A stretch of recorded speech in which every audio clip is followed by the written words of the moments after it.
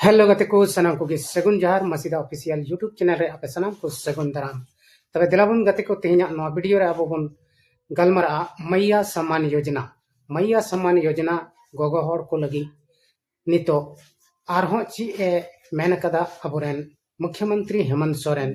उनको लाभु आरहो ची ए माव को लगी से मैया सम्मान योजना बंद लगी नवा को बखरा तगे तेहना नवा वीडियो रे अब बन गलमरा तो दिलाबुन तबे बिना बिलम कते नवा वीडियो बन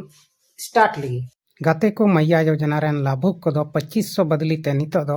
20,000 को नामा और नवा 20,000 दो उनको रोजगार लगी तेको नामा ना तबे गाते को अब बन बढ़ाई गया मैया सम्मान योजना नवा दो 2500 टका कते उनको गोगो हड़े एमाव को कना जहां दो जरूर मेना तको तो प्रत्येक महीना नवा एम एगु को कना और नवा पैसा ते उनको आर्थिक गणो को नामदा से अकवा घरन चला बनाव लगी भागी गणो को नामदा सरकार से खन तबे नुकु गोगो हड़ जहां दो 50 लाख मेना को नुकु गोगो हड़ गे ओना जहां को नाम इगुए कान ओना मातो को नाम गे मेनखान नितो हेमंत सरकार आरहो मिटन नुकु गणो एमाव को लगी जहां दो 20,000 कते बिजनेस बखरा से उनको बनिज व्यापार बखरा ओना 20,000 टका कते एमाव को लगी और उनको दो अकुआ घरन रे मजते उनको को तिंगु कटेजो अकुआ झंगार को तिंगु कटेजो अकुआ घरन रे मजते को तहन नुआ उनको गणो एमाव को कना नुआ अको जहां पैसा को नामे 2500 ओना दो को नाम गया आरहों ऊपर ते उनको 20,000 कते एमाव को आदो नुआ दो अड़ी उसरा गे ना नुआ कैबिनेट रे पासोआ और कैबिनेट रे कथा को दोहया और होई दाड़िया नुआ दो महिला दिवस 8 मार्च उन रे नुआ को लई सदर दाड़िया से को एमा दाड़े को नोंका खबर बड़ायो कना अदो नितो हेमंत सरकार गोगो हड़ को गणो को लगी अड़ी आटे कुरुमुटु कदा और जाओगे उनको सशक्तिकरण को लगी माने उनको आर्थिक रूप ते एकदम भागे मजबूत लगी से तेंगु केटेजो लगी ते उनको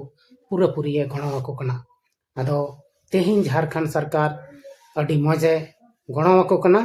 और बाकी चीज कोई कमियत कना ओना आबो बन नेलेत कान गया अदो गति को सरीगी नितो गोगो हड़ पहिल दो अड़ी मुश्किल रे को तहन कान तेना मिटन गे उनको आकोरेन बाबा हड़ा आश्रित रे को तहन काना मेनखान नितो सरकार उनको से ध्यान एम कदा और उनको ओड़ा रे दुड़ुब कते गे उनको दो सरकार से कोई 2500 टका गणो को नामे कना नवा इयते उनको दो अड़ी रस्क से अड़ी मौज मेना को मेनखान गते को नवा गणो गपड़ो अड़ी गन घरन रे दो लड़ाई झगड़ा होय पैदाए कना और तपाम झगड़ा को तपाम झगड़ा कना नवा दो मिटन बड़ी आकना मेनखान तपाम झगड़ा दो बांग जरूर कना मौजते नवा पैसा भागी जायगा रे उपयोग जरूर कना और घरन रे सनाम हड़ सला मजते सुलुक शांति ते तहन जरूर कना अदो तेहिं आबो नवा कटिंग मारंग वीडियो रे गाते को बड़ाई नाम केदा बोन जे मैया समान जहां लाभुक को नामे कान झारखंड रे जहां दो 50 लाख नितो को सारे कान उनको दो आरहों झारखंड सरकार गणो को कना और अकोवा बिजनेस लगी से अकोवा बनिज व्यापार लगी 20,000 रे टका एमाव को और नवा दो अड़ी उसरा गे माव को कना